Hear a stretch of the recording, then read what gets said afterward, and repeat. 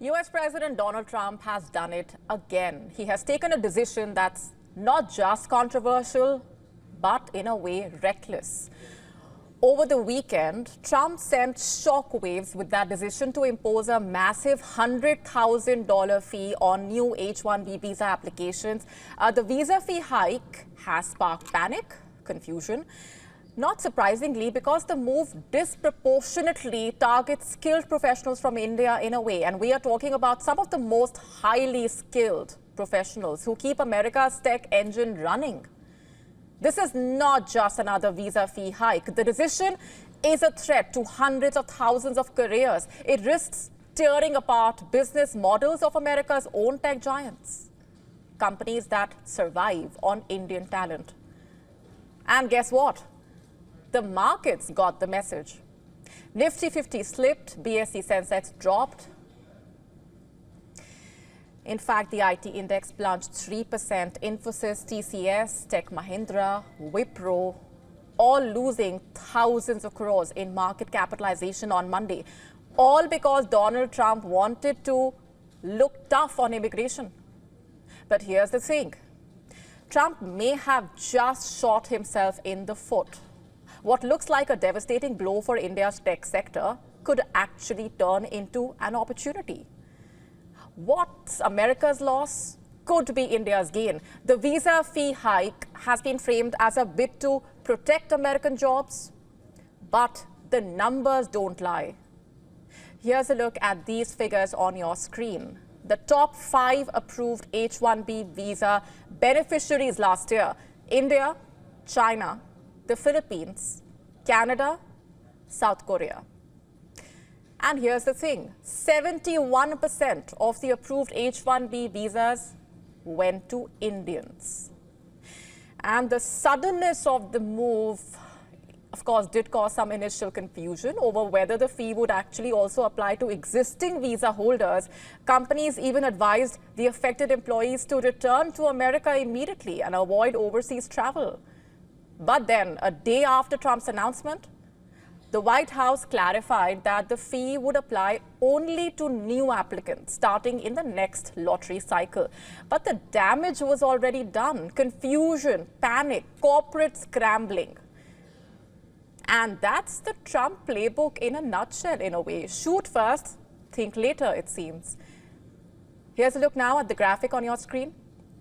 The biggest users of H-1B visas relying on the program to bring in skilled talent from overseas. Leading that list, Amazon, Microsoft, Meta, Apple, Google. And as you can see, the largest users of H-1B visas are not budget outsourcing firms. They are America's own tech powerhouses. This is data from US Citizenship and Immigration Services. Amazon, the top beneficiary of the H-1B visa program, securing around 10,000 visas. Under the new $100,000 visa fee, that level of hiring would translate into a staggering $1 billion cost for Amazon in just 1 year's applications.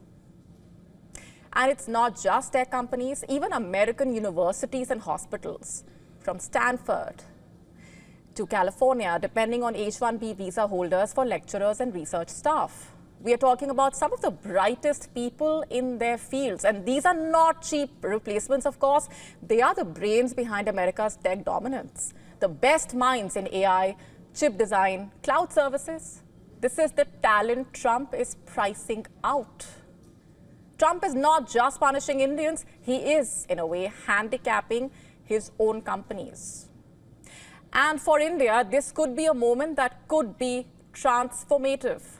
Already, voices are calling this a once-in-a-generation opportunity for India to move beyond outsourcing into frontier tech innovation. In an op-ed written for the Economic Times, Mohandas Pai, chairman of RN Capital, and Nisha Hola have said that the bigger prize lies beyond services. Quoting, India must use this moment to pivot from IT, outsourcing to frontier product innovation, quote unquote. They say the government should establish a sovereign deep tech fund to back IT, semiconductors, dev tech, synthetic biology and other sectors Routed through AIFS, procurement reform is equally urgent. US deep tech industries scaled on government demand. Meanwhile, India's startups still face bureaucratic bottlenecks and risk-averse buyers. Unlocking procurement would unleash India's latent innovation capacity, quote unquote. In fact, analysts are saying that India's big opportunity lies beyond IT services. They say this is the time to shift towards innovation in AI, semiconductors, defense tech, synthetic biology. So Donald Trump may think that he's making America great again, but with policies like this one, he's only making America smaller. But let's just be clear, this is not about protecting American jobs. It's about Trump playing to his MAGA base, and in the process, choking America's own innovation. And this is the moment for New Delhi to act. India already has the talent, the energy, and with America turning inward, India has a chance to position itself as the next global hub for advanced tech innovation. Next, we are taking you deep into what can be called a web of corruption and concealment. It's a tale that stretches from Southeast Asia all the way to London. For decades, London has been considered a safe haven for powerful figures who have plundered billions from countries where they lived and hidden it all behind the walls of London's most luxurious real estate, it seems. In Malaysia, Bangladesh, and beyond, investigations are once again focusing on Britain's role as a key player in a global money laundering operation. And at the center of it all, London's pristine properties, it seems. The mansions, office buildings, luxury flats, from the frozen assets of a Malaysian tycoon to property linked to Bangladesh's ousted leader, millions in questionable funds have allegedly been funneled. In fact, in 2020 alone, US authorities estimated that nearly $340 million of stolen money from Malaysia's 1MDB scandal made its way into Britain's property market. In May, the UK's National Crime Agency froze nearly $121 million in luxury property, which is believed to be owned by associates of Bangladesh's ousted leader, Sheikh Hasina. A subsequent investigation by Transparency International UK linked more than $540 million in property to Hasina's regime. All of this triggering a massive political fallout as well. After being implicated, Hasina's niece, Tulip Siddique, was forced to step down as a minister in Britain's finance ministry. The question also is, how did the UK become a prime destination for this so-called dirty money? Many argue the answer lies in a combination of lax regulations, offshore tax havens, and a legal system that's been slow to act. The collapse of Hasina's 15-year rule, toppled by student protests in August last year, has deepened the scrutiny of her finances while in power. Bangladesh's interim government, led by Mohammad Yunus, claiming a sum of $234 billion was looted during Hasina's tenure. Across Asia, the pattern is grimly familiar, it seems. In Singapore, in fact, the last of 10 Chinese nationals implicated in a $2.2 billion money laundering ring was jailed last year. Two of the accused are alleged to have purchased $56 million worth of central London property using an offshore vehicle to acquire property adjoining Oxford Street. As investigators continue to push forward, there are huge questions and serious concern hanging in the air over whether billions of dollars that should have gone into developing vital infrastructure, healthcare, education, were instead parked in luxury homes, leaving developing countries to suffer. And as the investigations continue, the world will be watching Britain closely for its alleged role in a global financial system that has long protected the powerful and left the vulnerable to pay the price. President Trump's new $100,000 visa fee is pushing many young professionals to look for opportunities elsewhere.